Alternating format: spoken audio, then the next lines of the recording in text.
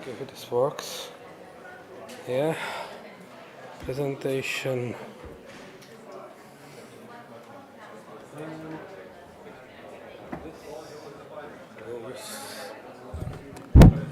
Oh. Yeah. Wait. Oh.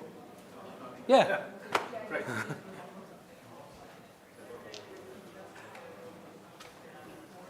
Where's my mouse? It is.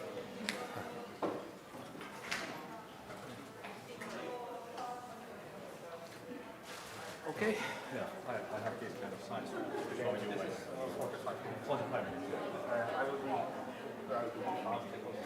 There's clock, it's like, I think this is 5 minutes ahead. Yeah, okay. Yeah. Thank you.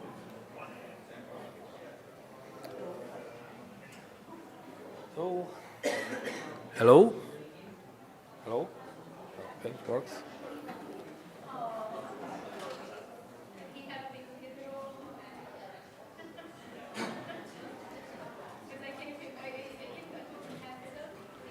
So okay, welcome here at the topic that's maybe too far from role playing, but it's an interesting thing and definitely something that is related close to board games, because more and more board games these days are starting to get a digital form, and you can play them either on your computer or on your phone or iPad or whatever. And we as a company started to do this like 10 years ago. So far we created 3 games, Galaxy Tracker, Through the Ages, and now we are close to finish Codenames as an app. Also, we were doing some app that helps gameplay and some that are required. I was talking about some of them yesterday. But today I would really like to concentrate on the gaming apps and programs or implementation of board games. As I've said yesterday, that I always wanted to do things that games that I personally like, and I personally like digital version of of board games. Sorry, digital versions of board games, but I am often kind of disappointed. When I learned that there is a new board game implementation, I say, oh, nice, I love this board game. Let's try how it plays in the app. I buy the game and I say, oh, okay, I know this game, and I set the highest difficulty of AI. And I play the game and I beat the AI. And now what? So that's it. I just won the game because the AI is usually not that great, and there's nothing else in the app. Maybe some multiplayer that's visually not very well working, and sometimes it's hard to find opponent, and then the opponents quit, and the game is stuck, and so on. At least when we started this 10 years ago, this was pretty common. Yeah, you could play the game. Maybe you could play pass and play on the device with other people, but there was not much else. And so when we decided that we decided when this appeared. Yeah, when we saw this nice.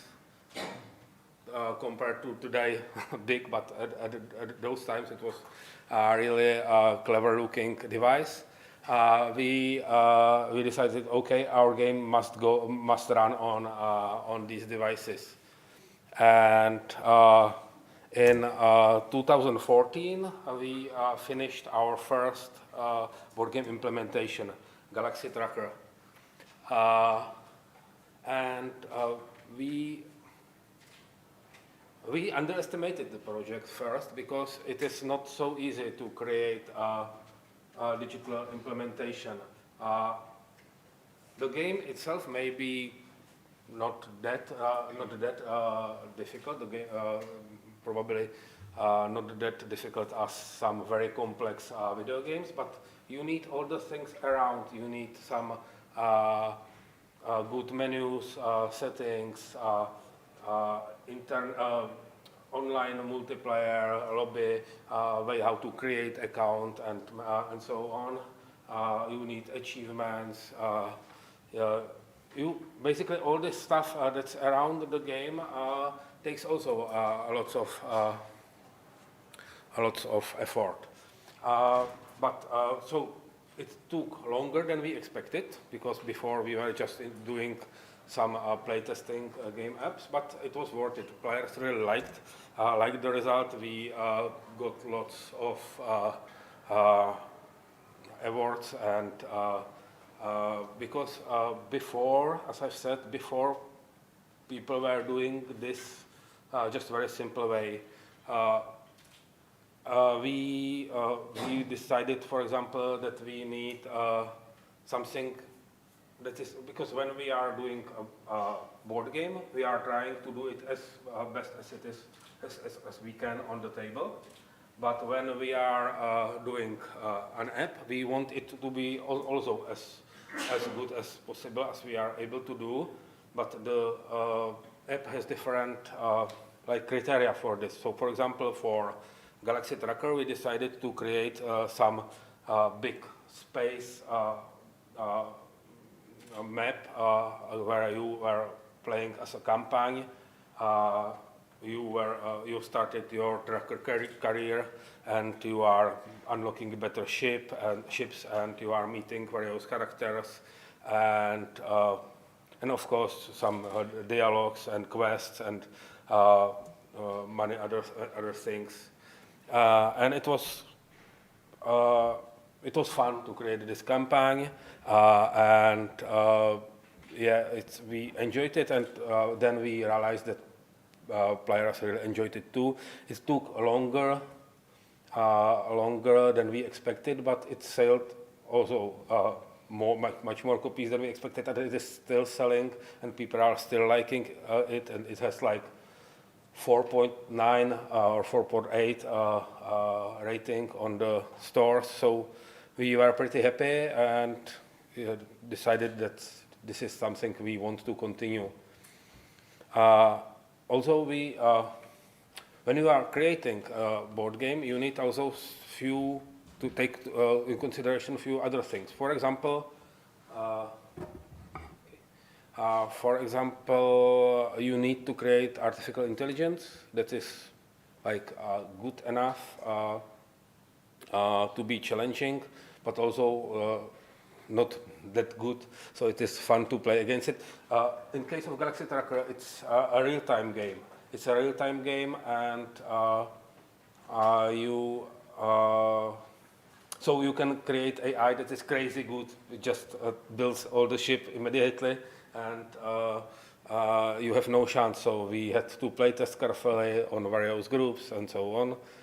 But we actually picked Galaxy Tracker because of this real-time element. We said, okay, it plays almost like a video game, so let's start with this. But then we realized that it's actually also a disadvantage, because to play Galaxy Tracker, you need other players to be online at the same time and play simultaneously, like grabbing the time. Do you know Galaxy Tracker? Who don't know Galaxy Tracker? Yeah. Okay, it's a real-time game where you build spaceship from some components, and everyone plays as fast as possible. Yeah. So that's something that is easily implemented on the device, and but then it's also a disadvantage because you really need many players to find opponents. So during the development, we decided, okay, we need also some way how to play it as usual board games are played, and we developed a completely new game mode where the player time is actually also an asset. A game like so you have some action points to simulate this real-time elements. And I believe it is the reason why it is still played, because even if the amount of players drops under certain level, you can still find players that play this asynchronous way. So I make my turn, I spend my time, my action points, and then I can turn off, put it away, and another player plays. And then another, and then it's my turn again, and this is at these times this is the main mode in multiplayer that is used, and it's actually also interesting because why it was done with this real-time element was to not delay other players. When you are thinking, then the other players have nothing to do if you play normal game, but on table this is much like more intense. But if you are playing in the app and other players are doing something completely different, you can take your time thinking about how to build your ship, and then it's their turn and so on. So with this, and we have AI that play in both modes. We also created not just various difficulties of AI, also various personalities, which was probably overkill, but it was useful in the campaign. Some were pretty aggressive, some were like concentrating on having lots of cargo space and like merchants and so on. So we had great time with this app and decided to continue, and then we created our what we thought at that time most complex game. It was not our most complex games, but a game but we didn't know at that moment. And also here we also needed to create some improvement. This is more heavy game, who knows through the ages and who played it only on table and never on the app. Yeah, I see a few hands, and who played it only in the app and not on the table. Yeah, okay. Just to imagine how detailed I should be. This is a long, complex, like epic board game about building your civilization, from pyramids to space flight, and you are it is player are taking turns as usually, so it's relatively easily to be converted to video game, but to the app. But there were some little details that are perfect on table, but not so suitable for this. Imagine this: there is colonization. That means that everyone sends some forces to colonize the newly revealed territory. There is some island with lots of resources, and everyone can send their forces there, and whoever sends more wins the colony. On table it's easy.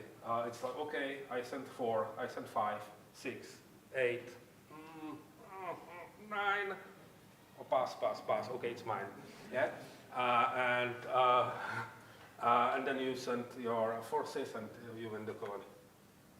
It's killing the gameplay on the app because you want to play your turn. At the start of your turn, you play some event and it triggers another event and appears a colony. So you want to play, but now there is this colony, and you need to think, okay, what I should do, how many I said, okay, let's start at 2. And then you need to wait until until all the players, but until the second player who can be sleeping at this moment because he's from other side of the earth, yeah? And then he says his number. And the guy that was ready to play, another guy, the next guy, was ready to play when after you, but now he is sleeping because he's from another part of the world, and so on. So it can take like a week before this auction happens, yeah? And you completely forgot what you wanted to do meanwhile. So we decided to implement digital rules for events and for colonization that says, okay, let's simulate it as fast as possible. So I say how many I'm willing to send, how high I'm willing to go in the bidding, and everyone else says how high they are simultaneously, so we don't need to wait for this guy if this guy is awake right now. And once everyone says how high he's willing to go, then the auction can happen automatically. Like, okay, he bids, he passes, he bids more, he passes, he won. Yeah. So we created some few of these extra rules or modifications. We know that some people are really like they don't want anything new if they have their board game, so there is option to switch to original board game rules. But these digital rules allowed us to have really a successful app. And of course, we needed some AIs. This time we didn't do. It was interesting. We created this three difficulties of AI: this bronze one, iron one, and this modern.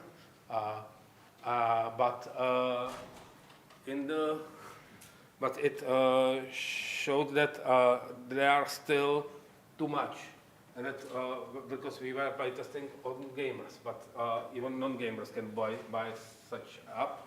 So it was too difficult. So we decided let's do some even below one level below, and it was not good because this AI was actually doing stupid moves, and we said, okay, how to do this?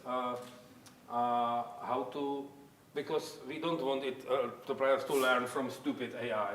So in the end, we decided we give it very big disadvantage. We use the simplest AI, but give it a very big disadvantage, called it training AI. And we thought that this is good, that still, from time to time, someone writes us in the review, he can't beat it. He tried like 100 times and cannot beat it, because it's a very complex game, and you know, the best players are easily beating the best AI, so the range is really big. And you know, there was a problem. We said, okay, we need something more, but you cannot do like story where you build one civilization after another. It can be some god and something like this, but instead we decided to, what I did? Okay. We decided to do challenges, various modifications of rules and special scenarios, and so there's like many hours of, maybe 100 hours of gameplay just as a single player. So, okay, and when we created this, we said, okay, now we are ready for anything. But we weren't. And it started like not very obvious way. In 2015, I created a game called Codenames. You know Codenames? Probably I will not go to details about Codenames, but it started to be very successful very quickly. And so even before it was like fully published, our lead programmer came to me and said, okay, so we are going to do some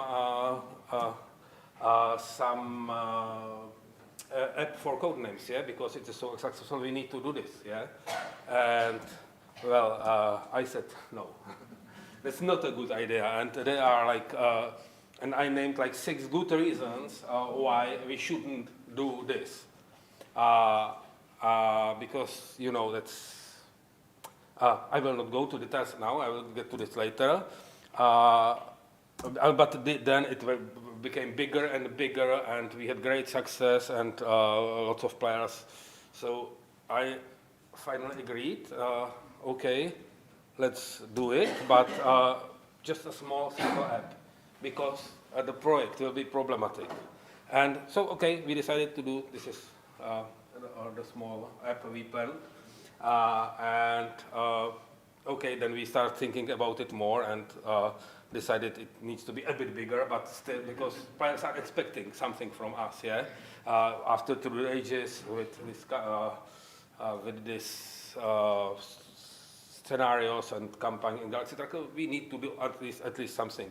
So, but we put the project on hold because at that time we were finishing expansion to Galaxy Tracker. We were finishing Through the Ages, then also expansion for Through the Ages, yeah.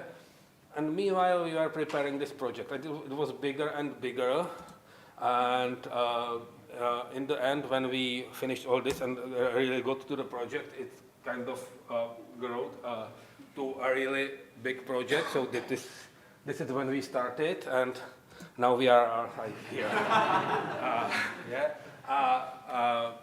This is what we are doing right now. Now we are trying to at least fit it to the screen, but yeah, it's difficult. And I said there is like I skip this.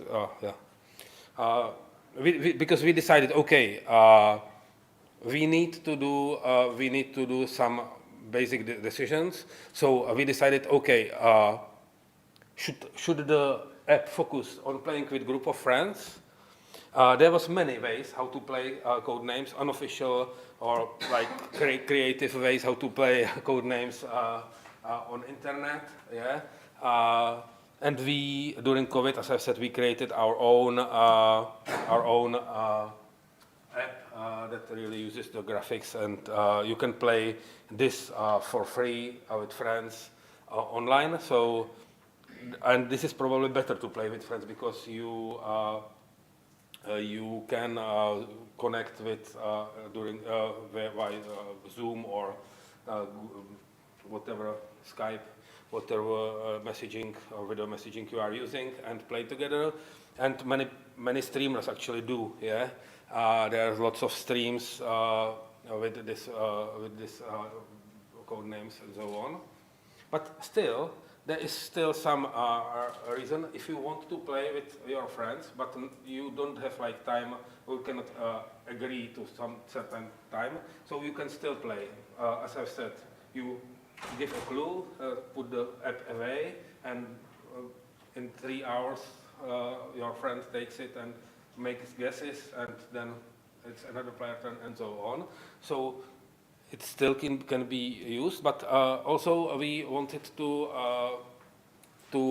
cover and concentrate on players that don't have actually at this moment some players to play with. Yeah, and for them we decided to create some ranking system. So for playing with strangers. And it's not easy to play Codenames with strangers for many reasons, yeah. Also, we decided that they need some rich experience because we cannot create some campaign or scenarios as such. So we decided, okay, let's put the game to some big frame. You are a secret agent. You are starting your career as a secret agent. So these are your missions where you are sent. Yeah. You have many games in progress, but you can easily access each of them. Oh, it's okay. And then when you win, you get experience, and you are climbing the ranks, and you are winning some trophies and extra rewards. When you level up, you pick some extra ability. each time, yeah. So you are improving your character, then you collect them all on some, all the upgrades you have. You can collect these trophies you are winning for success in various game modes. There are achievements, there are extra rewards for each achievement. Yeah, so you are everything like, it's almost like a free-to-play mobile game these times. You can unlock various avatars for you. You can unlock special game modes. You are collecting invitation to special game modes with special rules. You are collecting words from various categories. Yeah, you can have your own collection of fantasy words or sci fiction or movies or whatever. Yeah. Then you can play missions with only historic words, for example. Yeah. And so we added lots of other stuff to achieve this rich experience. And as I said, it looks almost like a free-to-play app, but it isn't. You just pay once, and you can play forever. And it was probably a stupid decision, but we said we should not do what we decided at the start. Yeah. Because we were considering it will be a free-to-play app, but when we asked people in the team, no one really wanted to do this. No one really wanted to do this, so it felt like we are forced. And we know that board gamers, the players that play board games as apps, don't like these free-to-play apps too much. And yeah, we can target much wider audience, but still, it's the free-to-play apps are some way how to trick the players to pay, and we decided we don't want to do this. So it's premium app, and we are happy with it. So I promised some problems that we encountered and how we decided to solve them. This is one of them. You cannot just say, okay, me and Alenka will play Codenames against completely random people over internet and try to win. Because you can't ensure that we are not just sitting next to each other and saying, hey, I meant this, yeah? Click this, yeah? So, we decided that you can't play with team. You need to create a random team, yeah? Because a single word, if you give some information about a card into the ages, yeah, it helps you. But here, it completely destroys the gameplay, yeah, because it is about the secret information that cannot be shared. So, we decided, okay, friendly play is completely, or almost completely separated from ranked games. And in ranked games, you don't know whom you are playing until end of the game. Then there is chat, that's nice, you can say what you think about the other player. But you can chat during the game. Yeah. In friendly game, you can do anything. Yeah. You can decide. You can play with crazy words that are not allowed, and you can mock each other during. It's up to you. Yeah? If you are playing it with your friends, if someone spoils the game, you just remove him from your friends. And, yeah. Yeah, and so this is like these two game modes, and here there is almost no problem, yeah, because every problem it's up to you to solve, yeah. Here there's lots of problems in the ranked play. Yeah, another problem is that there is, it's not fun to play. There are some attempts to create AI for Codenames, mostly in academic sphere. But it's not that much fun to play with AIs, although with some people it's maybe more fun with AI. But but we decided, okay, we will not go for some AI. We will really rely on players, and that has two consequences.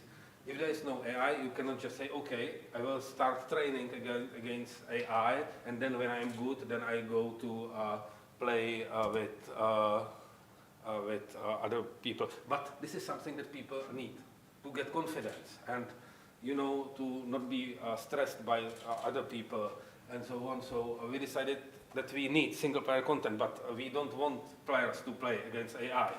So we started a system of daily challenges, which at the start it looks like some pre-prepared stuff. Yeah, you see some. This is typical daily challenge. Just one clue and 16 words to pick from, and you just click one.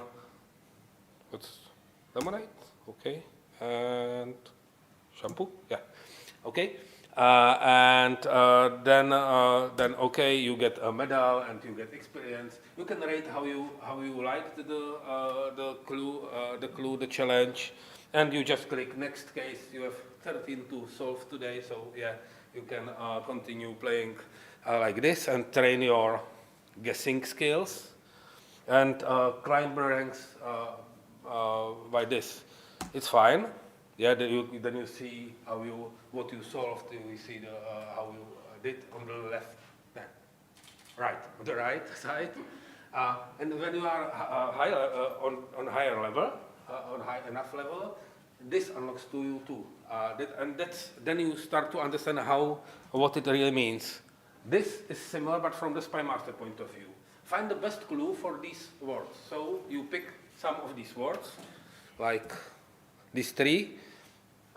You find a clue. Okay, let's say this is a good clue for these three, and then you just send it. And from now, this clue is given to the other players as their daily challenge. So, and you are not the only one. You are not the only one. After some time, we evaluate this. Yeah, and they were like, okay, we give clue. Okay, there are other clues. And we compare them how well they did. So the other players are evaluating clues for spy masters, and spy masters are creating content for the other players. Yeah, and then you win rewards based on how well you did. Of course, you see the smileys that you get, the clue get, and you also see what exactly happened. Sorry, that's not finished. Check okay. Yeah, but it was a good clue, and you can click someone else was using like this clue. Okay, he was almost successful, but someone spoiled it for him, and something, and so on. And that's how we created single-player content, by players creating content for other players. But we really need the players to play these situations, make the clues. So we needed to motivate them a lot by a really good, there has to be good scoring system, there are big rewards, and we create, yeah, and we have some, I will not go to details, but we have several ways how to make the players look smarter than they are. Yeah, we are hiding the bad clues from players, and the good clue is given to many players, and we hide some wrong answers because sometimes people don't think, and so on. It is big part. It is project on its own. These daily challenges. Yeah. And another problem, we have no AI. In Galaxy Tracker or through the ages, if players stops playing or quits, deletes the game, or just takes too long time, we just kick him off the game, and he's replaced by AI that finish games for instead of him. So that means that other players can finish, and that's good. In Codenames, it can happen too that player stops playing, and we cannot just hope give there some AI. So we decided, there's one more thing. We created at the start of the game if you start the game with Galaxy Tracker of today or to the ages, you collect 4 players and you start playing. If you start a game of Codenames, it is always your turn. Because we find you a game where we create a new game for you, for example, and you give some clue and so on, and then another player wants to play, and we put him to this role. So he jumps the game exactly at the moment when he needs to guess. And then another player joins, and he joins exactly at this moment, and another player joins at this moment. So, and if this player is not playing, if he jumps the game and is not playing, then we kick him immediately off and put another player, so the other player is not even noticed. But when the game already runs and there are all 4 players, it can be problematic. So we came with system of rescue missions. If you are high level enough, you can volunteer to be part of rescue missions. That means games that are where someone was lost are offered to you for some extra reward, extra experience and so on. And so then you can see something like this in the game, yeah? There's missing player and there's new player. All the avatars are animated. So that's another subsystem, but it's also complicated. I will not go into details, but there's many questions related to this. Yeah, this is problem that we don't know how to solve. Yeah, this is a real problem we don't know how to solve. We are doing some stuff because most successful match 3 games and hidden object games, they are made the way that you don't need to think. You just automatically do stuff. If you start to do automatically stuff in Codenames, you just destroy the game from others because you are clicking randomly. We are doing some small stuff that we can do to avoid mistakes, like hey, are you really sure we want to do this, and so on. We are highlighting everything well, so on, but it's still happening, and this is something this is actually also one of the reasons why the game should not be free to play, because it is not for everyone. Yeah, it is for people that want some mental challenge and not for people that are bored and want to click something. And this is another problem. It is a word game, and we need. That means that you need a good dictionary. Yeah. And there is not such a thing that, and you really need. If you are playing with friends, that's okay. If someone is acting like a jerk, then just tell him or send him off. But if it would definitely happen if we don't have a dictionary. Someone would do just this, yeah. And if we check the words, they would do something like this, yeah. So that's it's not easy, yeah. So we need a dictionary, but we need a dictionary that has. If you take some random dictionary, there's not enough words, and there needs to be a word wader, yeah, because it's a great clue, yeah. But sometimes, this maybe is too much for regular people. Yeah, should this be in the dictionary? Here probably we decide we agree that it should be. Yeah, but with normal people, yeah. And what about this? Yeah, do you know who? This is some random woman in healer in Minas Tirith, yeah, and she was not even in the movie, yeah. So maybe she was but unnamed somewhere in the back. So yeah, what of these words are? How far we should go, yeah? Because it's really hard to say. So we decided to ask players. So there's beside the Rescue missions, you go on even higher level. You can volunteer to be part of jury, and when someone tries to do some work and he's sure it is a good work, he can submit it to a jury, and then jury members receive this. Yeah, is this a word? I don't know. But you can say, okay, it's a valid clue, or you can say, for whatever reasons, it is not a word. Yeah. And that's it, yeah. So that's another subsystem that has lots of problems and took a long time to implement and to think well, and we are still not sure with some aspects. For example, if this dictionary should be the same if you are playing a regular mission or if you are playing with fantasy boards. That means much more specific words are expected, yeah? And only players that were collecting fantasy boards are playing now. So yeah, that's another thing. And the sixth problem, yeah, this is actually the worst problem. Yeah, to make it a bit not so harsh. Yeah, this problem. Do you know these two guys? This is. Thanks, guys. You described what's really here.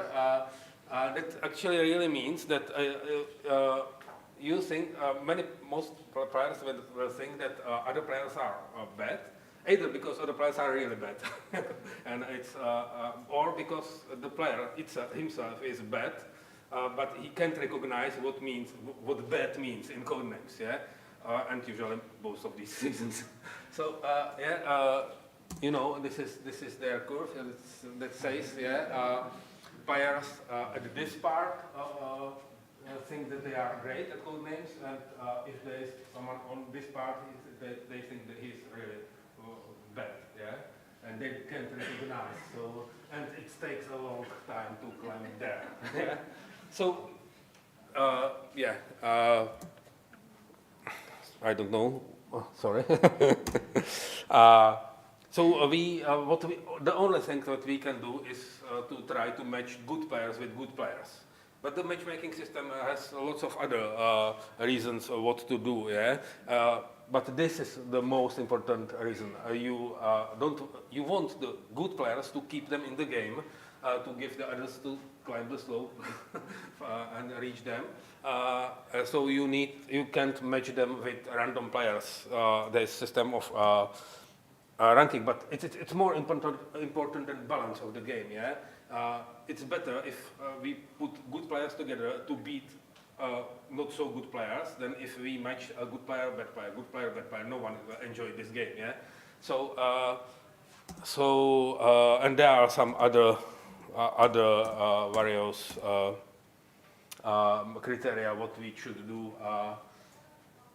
So matchmaking system is another subsystem that was pretty complex. What we did to realize what players are good, of course we are doing some ELO or something like this, but it's difficult with a game where the player can be spoiled by stupid. So you can also rate your player, your teammate. It's a very important thing. It looks like it's because we want to know, but actually the opponent will not see what you did here. We decided it's better because you can play well and there can be in this slope player that rates you wrong. But the most important thing here, we promise if you rate him down, you will never meet that player again. So you just met some stupid player. Wow, that was so obvious clue, yeah? I will give him this thumb down, and I will never see him again. Yeah, and I feel better immediately. Yeah, so you know that's important. Yeah.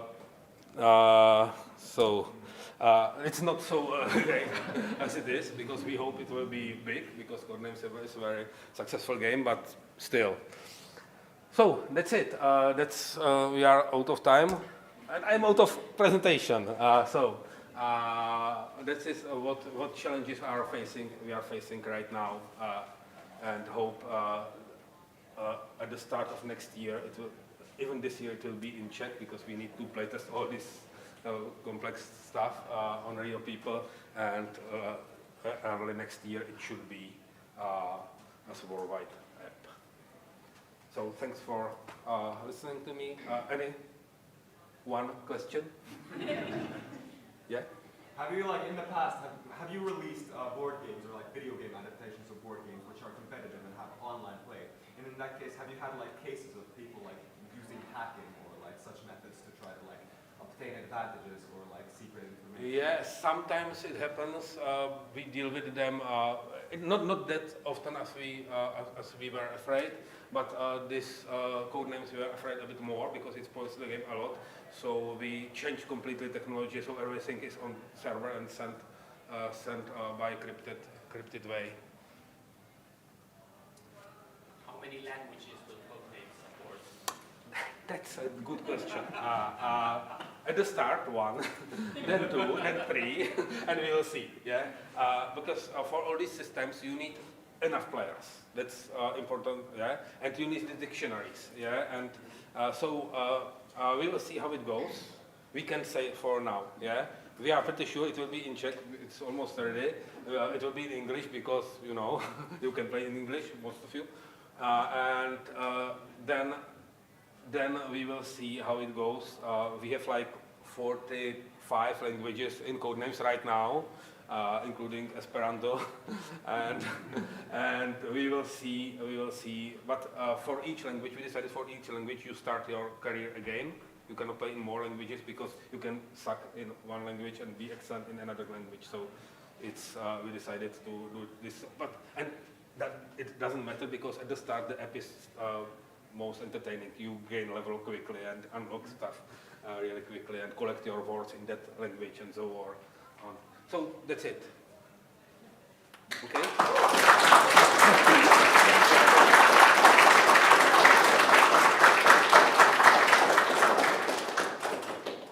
Okay, so thanks for listening. If someone wants to ask, you can ask me personally.